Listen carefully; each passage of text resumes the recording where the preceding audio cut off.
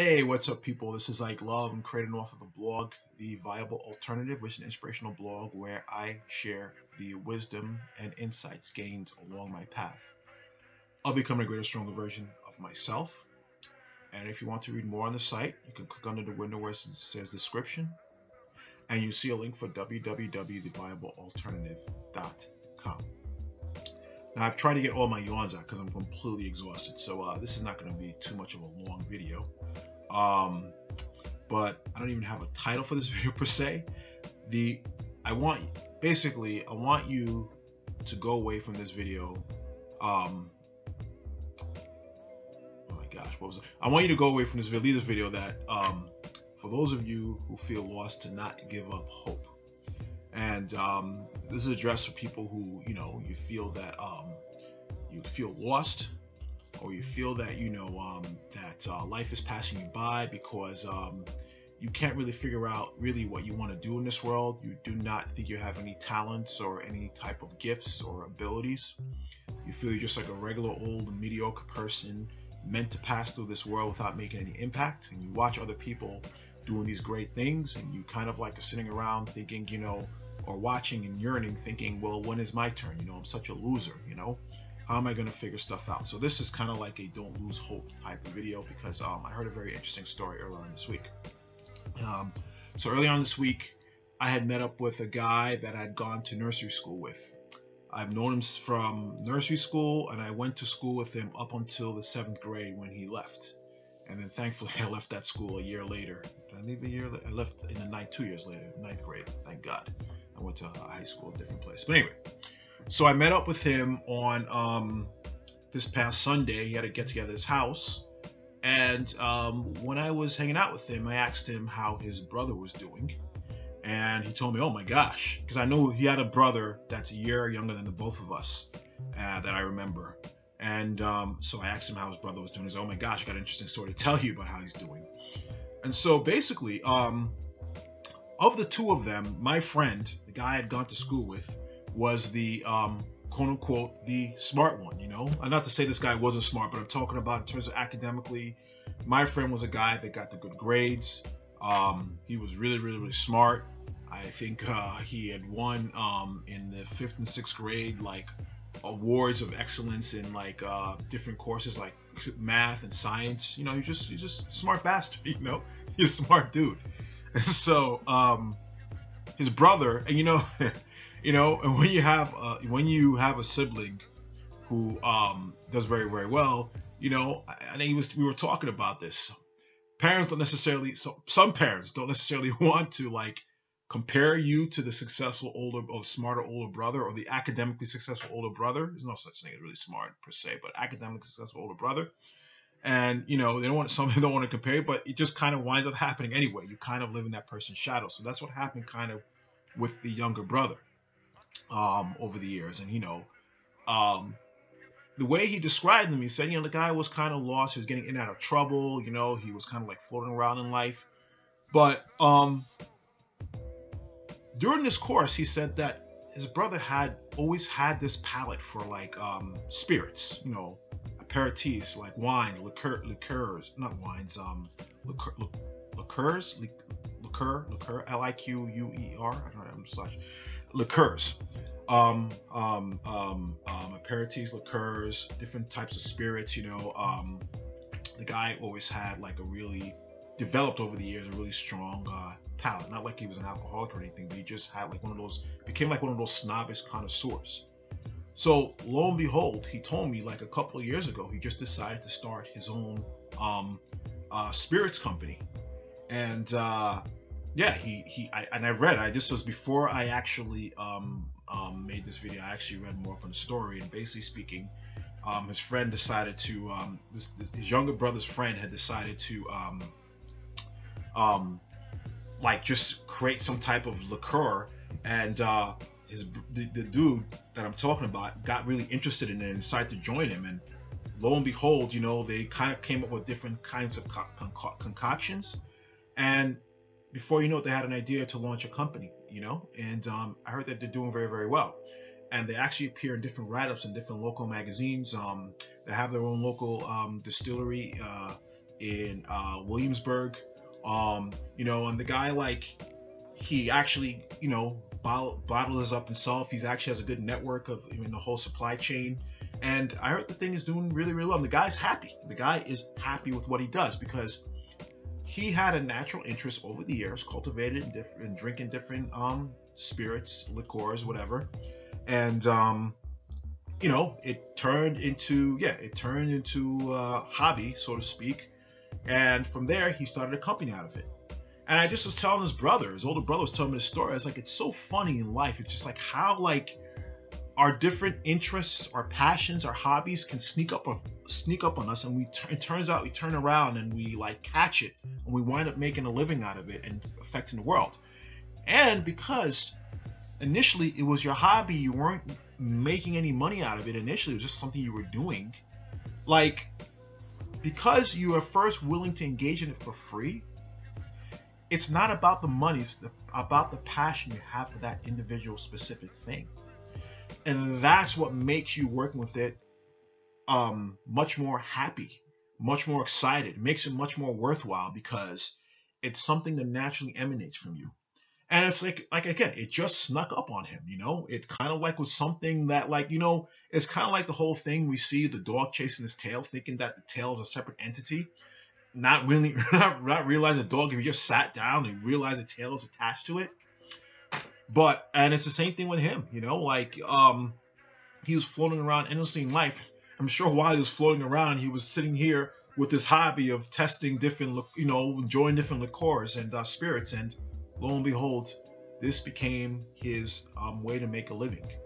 So, listen, like, unless you're, like, have severely, like, mentally disabled, there's nothing wrong with being that, but unless you're sincerely mentally disabled, you're a complete human vegetable, something like that, you have something that you naturally engage in your free time. You naturally do it for free, you're not making any money out of it, you're passionate about it, and who knows? And because I also knew that the guy, when he, you know, his spirit company is made of natural botanicals, one of those natural botanicals, and he was thinking to himself as they were making concoctions before they even came up with the idea, he's like, geez, why is nobody else doing this? You know, I never heard this out before. And so he's like, duh, you know, I should be doing it, you know. And that's another thing in life, you know. It's like, you know, there are a lot of people complain about certain things that they wish to see in the world, that should happen in the world, and they're frustrated that nobody else is bringing it upon, or bringing it about, or bringing it upon into existence. And when that happens and you're not seeing anybody else do it, that's because you were meant to do it. So, you know, don't be discouraged. If you're 40, 45, 50, and you feel lost and everything, I'm not laughing at you, but if you feel lost, yo, there's something that you've been doing in life that's so close to you, but you've been overlooking, you know? Why not take a good look, you know? And again, sometimes it's so close to us we don't notice, but there's something, a part of you that was meant for you to share the world, so cheer up. I got also one more quick story. It's also very interesting, that it's about me. So, so yeah, I was in private school up until the 8th grade. And from the 5th to the 8th grade, well, actually, let me even go back a little. Yeah, so from the 5th to the 8th grade, you know, at the end of the school year, they will give out awards for excellence in all the different courses in our grade, in our year.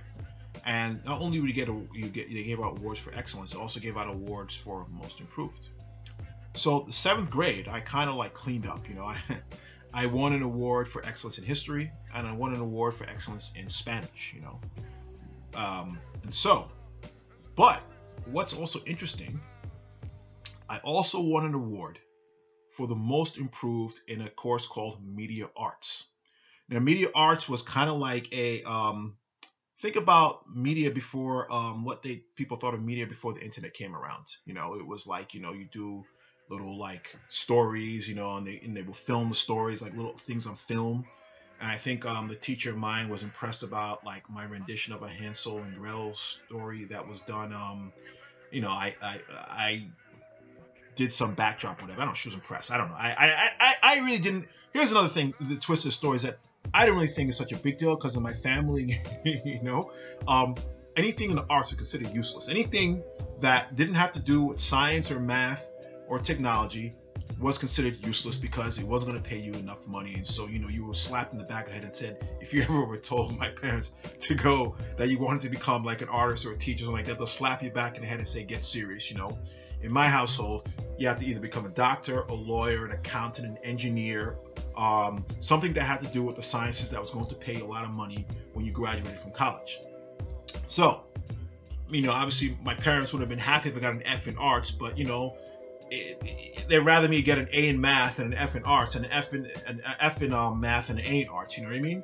So, you know, I mean, as long as, if I got an A in arts, I mean, that would happen as long as I wasn't bringing down my average and the rest of the stuff. So, anyway, I won an award for most improved in media arts, and you know, my parents were happy, but, you know, whatever, you know, you're just happy that it looked good that I won awards and everything, you know. But in my mind at that then, I was just basically had it set I was going to be an engineer. You know, I was going to do engineering in school, and of course I did. I went in and majored in computer engineering in college and graduated with a degree. And for the first year and a half, I worked for Lotus Notes, which was owned by IBM. And then after that, you know, I left that, and, you know, whatever. You know, the rest they say is history. And, well, it's not history. History's still to make it. But last week I thought about it because, you know, a lot of the personal projects I work on now, I do videos, I write, I model, and also like I did a project several years back where I did an underwear commercial. It was my own idea because you know, nobody was giving me the opportunity to be in a commercial, so I said, screw you, I'm going to create my own commercial. And I was going to do a launch event for the actual commercial, but it never really I just never materialized, you know. It was yeah, I actually have the actual thing. I never released it to the world. I have behind the scenes and everything like that, and I just never released it. But then 2 years ago, I did another behind the scenes commercial because a guy had given me his underwear to do an ad campaign with, and I created a whole commercial with it. And you know, I know this is how I'm going to impact the world, not necessarily through film. I'm not a writer in film, but, you know, communicating inspiring messages through different media like writing and video and so on and so forth, print. And it occurred to me last week, I was like, shoot, man, I won an award for most improved in the 7th grade for media arts. Not even thinking at all I was going to have any use or any need of it. My parents didn't care, so I didn't care. But I also even remember at the end of that year, I mean, after I got the award, my my art teacher, at the end of like the whole ceremony, he pulled me aside with his other female art teacher, and he said, "Oh, come here, come to my office." And he gave me like a whole like book of markers, and he said, "Yeah, I want you to practice your art, draw and everything like that." I was like, "Oh, you know, thank you," you know. And it's so weird how things come full circle, that this is actually kind of what I'm engaged in life, you know. And I never ever thought about it. It never occurred to me, you know, until like about a week and a half ago, that that this is like kind of, you know, what I'm doing. What I'm doing now is an extension of what kind of like, I guess, a teacher saw in me back then, you know, because, you know, I'm not a talented artist. I cannot draw. I cannot play instruments. I never cared about doing anything of that. Drawing I cared about as a little kid, but the instruments, you know, I took it in music class, but I never even cared, you know, I never took it seriously, you know. But it's funny how this is coming to light. So what I also want to say is, never overlook how God may use you in this life, and the little clues he may put along your path to indicate to you how you may be used in the future, you know. Now I communicate and I give inspiring messages through different media, and that was an extrapolation from what I did in the 7th grade, and I got an award for most improved. So my eyes red. But so yeah, I just want to let you know that, you know, number one, don't count yourself out yet. Don't give up hope. And number two, there have been things and incidences in your life that you may overlook and you may not think about, that was a preparation for you to do whatever you're meant to do on this earth in the future. So have hope, be patient, and continue going forward. And I said it already, but don't lose hope. So hope all this helps. If you want to read more on my website, go to www.theviablealternative.com. if you want to follow me on Twitter, The Viable Alt. Also, if you like what I have to say in the video, please comment, like, share, and also subscribe to my YouTube channel. So I hope all this helps. Take care. God bless. And peace.